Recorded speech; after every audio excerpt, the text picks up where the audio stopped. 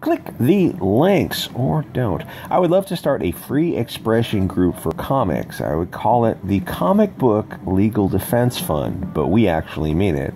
The Defense Fund is to protect the First Amendment rights of comic creators, retailers, and publishers, started in 1986.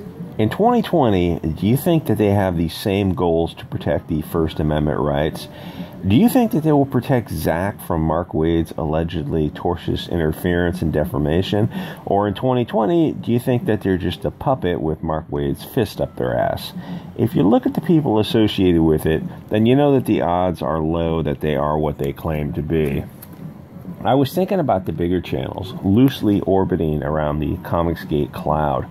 The Quartering, Yellow Flash, Tug, EVSV, whoever. None of them are safe on YouTube. YouTube wiped out 25,000 channels the other day. Some of them were people who had been on YouTube over a decade with no strikes on their channels. If YouTube wiped out the Quartering or any of the CG guys, there is nothing anyone can do about it. Maybe the CG guys should back their stuff up on Bitchute and do a once-a-week super live stream on DLive. War Campaign was smart to start moving over there, where they are free to be as internet gay as they want to. I'm not sure I understand YouTube's logic in censoring right-of-center channels. It seems like a purely political move. All those laughing at SJW channels have either been destroyed or shadow banned. There were hundreds of channels that blew up in 2015 because they helped get Trump elected. They're almost all gone now. YouTube does not want to get a Trump-type president ever again. They get rid of them slowly so you don't notice what they're doing. Because, like, say you have a dozen of the top people content creators you watch, and then they just get rid of one guy. Well, you just replace him without even thinking about it. You're not going to move off the platform because of one guy. Less than 10% of what you watch is gone. So then a month later, they get rid of another guy, and you get the idea. If they got rid of everyone all at once, like all these right-of-center creators, well, then Bitchute would be infused with millions of dollars because people would just flood there. But they're doing the frog in the slowly boiling water trick, and it's definitely working. Until it comes to the point where the censorship is so extreme, you notice there's no one left to watch. The people you're watching are just absolute mundane, boring, nothing offensive, or everything is just slightly left of center. And then every month it gets slightly more left of center. It's like, why am I even on the platform anymore? Anyway, so the Comic Book Legal Defense Fund and the Harper's letter got me thinking about cancel culture and the difference between actual liberals and Marxists. If you look at the names of the people associated with the Defense Fund, most of them aren't liberals. Here's a simple test. I dare you to try this on Twitter. Ask them if they believe in free expression. Free expression is a line in the sand because it terrifies them. Their ideas are so bad that they need violence to defend them. If they really believed in socialism or whatever they believe in, they would welcome open discussion. They would want to share the good news with you. But they don't. They know that they cannot defend their ideas. I talk to them on Twitter where the idea of hate speech comes up. I ask them, well, who do you trust to be the masters who decide what you get to say? I mean, and doesn't that make you a slave if you give control over your words to someone else? Doesn't that terrify them? For some reason, it doesn't. They might say, oh, the UN. Well, I wonder who those individuals would be. Doesn't the UN have Middle Eastern countries in charge of Women's Rights Council? Do you think Saudi Arabia is really the moral authority on women's rights? And why would you want a bunch of foreigners to decide what you get to say? It seems like Marxists are so desperate to be ruled that their own government isn't enough of a daddy substitute. They need a foreign daddy government. Why don't you just decide what you think is acceptable speech? Shouldn't you be the final arbiter of your words? Apparently, they don't trust themselves. Of course, it's not their speech that will be censored. It's yours. Left-wing speech is acceptable. Right-wing speech is not. And call me crazy, but I suspect speech laws will be applied to the beautiful people of the light and not to the POCs. The Karens, not the Schwartzes and Shaniquas. Every day is 1984 and 451 degrees. The Defense Fund is a good example of how corruption affects the system. It's similar to what happened to the ACLU. They used to protect civil liberties. Remember the 1977 Skokie case? The ACLU protected free expression, period. And many people involved with the Skokie case were very, very upset with the ACLU for a very long time until they seized control. ACLU no longer protects civil liberties. They won't protect right-of-center voices, only left-of-center ones. Both the Comic Defense Fund and the ACLU no longer abide by their founding principles.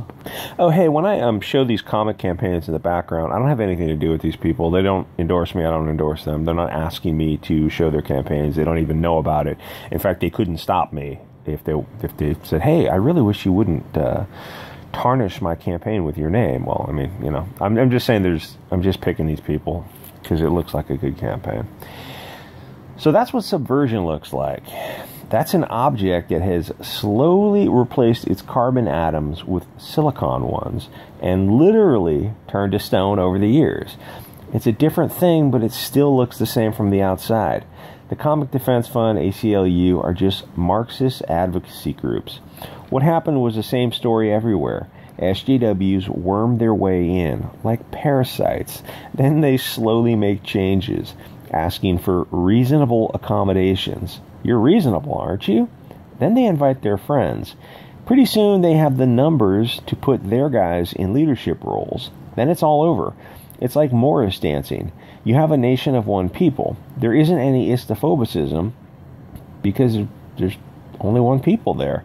But then the SJW parasites start invading. As their numbers grow, they get representative power. Pretty soon the natives' original culture gets destroyed because it's offensive to the invaders. Thus, no more Morris dancing. But that talk is haram on YouTube, so I'll stop there and save it for Bitchute. And I know it's only a matter of time before I'm gone. So I was talking to somebody in a live stream, and they saw me in the chat, and they said they were kind to the channel. They said, "Oh yeah, I like your content, but I'm like, you know, you're not going to be on YouTube for much longer." It's like, yeah, I know that. True liberalism has been almost completely taken over by the Marxists. Remember when atheism was popular on YouTube, I don't know, 5-10 years ago? Which reminds me, Atheism is Unstoppable got kicked off YouTube. And he gets kicked off Twitter, like, all the time. There were these atheist groups laughing at Christians, mostly, but also Hindus, Jews, and Muslims. There was one channel dedicated to laughing at the Quran. And I think one of the guys later became trans, but he's also 300 pounds, so he's kind of a trans bowling ball. But then certain people wormed their way in, like a well-lubed adult pleasure device, into a back hole. They started shifting away from laughing at everyone but Christians. Feminism started creeping its way in. Soon, more and more left-wing topics came up. It became about attacking Christians and conservatives. When they started censoring comments and blocking people, it had turned into a complete echo chamber.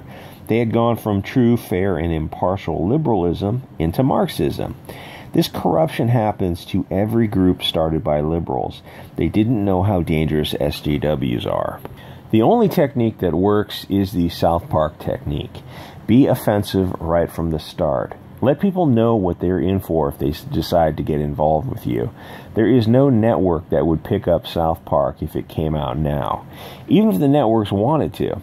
There are just too many intertwined businesses controlled by SJWs who would pressure advertisers to stay away. Social media has destroyed comedy. Even Amy Schumer, Sarah Silverman's early stuff would be censored. Silverman joked about killing African children and sang a song about, well, I'll say ninjas. She also wore blackface and dressed up like the Austrian corporal. Her anti-Christian stuff is still perfectly acceptable. Who is that Mary Sue idiot who wanted to cancel South Park? Was it Rachel Leishman or Dana Schwartz? I don't know, one of them. There will never be another show like South Park, unless a civil war happens and the country splits apart. Cross fingers. Liberals think that they will have a diverse paradise where they will naturally be in charge. They have no idea what they are in for. I guess they only read history that aligns with their views. Their uniform will be their ability to absorb radiation. And that's for the censors at Google. Everyone saw how well diversity worked in Seattle. Let me ask this. Why was Antifa one color and BLM another color? Why didn't the two groups mix? There were other groups there also. They didn't mix with BLM either. Nobody in Antifa explained to BLM that diversity is their strength. Because according to their own rules, BLM has to be in charge because of their imagined oppression points. So even if Antifa guys had the best ideas, they wouldn't be allowed to express them because they have the wrong sex and skin color. That is an organization that is going to fail, which it did in a few weeks with multiple fatalities. When you have a fundamentally flawed ideology, you will repeatedly fail. I get the feeling that the next time Chaz starts, Antifa will be careful to seize power from the beginning. They'll try, but they will fail. Oh, anyway, I picked this comic because the cover is done by Sashi, who is a really fun artist. And for some reason, there's some kind of like bickering and infighting between one group and another over Sashi, because I don't know, she works for your boy Zach, and she did work for somebody else.